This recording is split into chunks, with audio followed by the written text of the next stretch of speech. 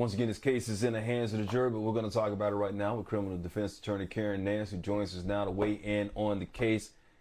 Whew, let's start off with those closing arguments. It's hard to listen sometimes to the defense when it comes to these cases because they always blame the victim. Once again, you hear the defense saying that Wright caused his own death, so his death was justifiable, so to speak. But then you hear Potter's own admittance saying that she didn't mean to kill him. To be honest with you, if you saw the body camera, how do you think the jury will factor all that into play? I believe that there will be sympathy for, unfortunately, Kim Potter, which is frustrating to me because she was a police officer for 26 years, had 15 years of use taser familiarity. Yet her attorney wants us to have sympathy toward her and not for the family of Daunte Wright. So it's very infuriating. She wasn't a no fight new officer on the block. She had been there for 26 years. And because she had never used her weapon, we're supposed to have sympathy for her. And that's infuriating to me. And it's hard to sit and listen to her attorney just impeach the character of a victim in this case, which is Daunte Wright and his family, and make it seem like she's this wonderful, sweet woman who has all these accolades. But she had it to the people of Minnesota to do the right thing and to put that training she had all those years into practice, and she never did.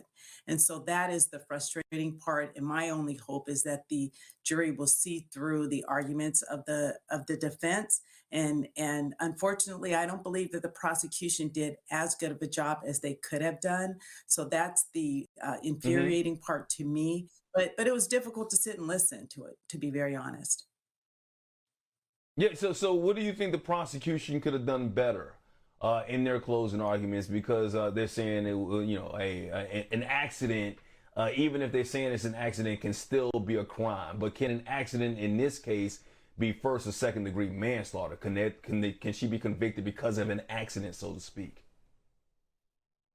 I think that it was an error on the prosecution's part to even use accident or mistake in their argument, because that's something that the defense had done, and that's their right to do that. That's their client. But to even introduce that from the prosecution's perspective was a mistake, because now you put that in the minds of the jury that you as a prosecutor see her actions as an accident or a mistake, and it wasn't.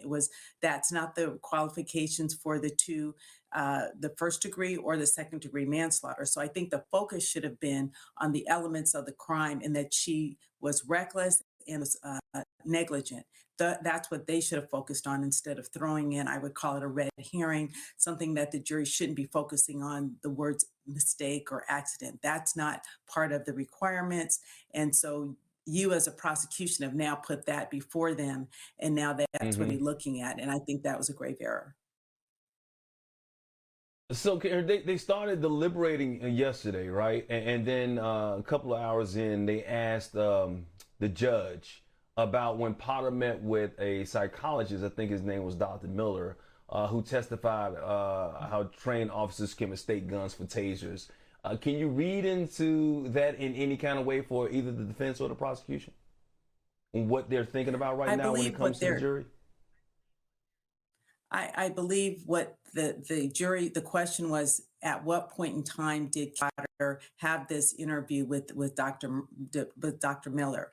And it came out during Hmm. her examination by her attorney. He said that he had a Zoom interview. She had a Zoom interview in his office with Dr. Miller. And she said the things that came out on cross examination, which she said she doesn't remember how she had the taser in her hand. She says, I don't remember having that conversation. She didn't even remember the. So I think that the question that jury's asking, so what point in time did this happen? How soon after the incident on April the 11th did she have this conversation with Dr. Miller? And the court said that that was for the jury. She couldn't answer that question, and that they would have to rely Hmm. on the information that they recalled. So I think that that's very important. That's what they seem to be focusing on. That was the only question that they directed to the court. But well, yeah, how is that? Do you think that's is that a good thing for the prosecution or a bad thing? What do you think, in your opinion, that they're I even think asking that I question? think it's a good thing. I think it's a great thing for the Okay. prosecution because I think it's great because it puts in place what she was able to remember when. At this point, when she's testifying, she Okay. says, "I don't recall anything." So I think it's good.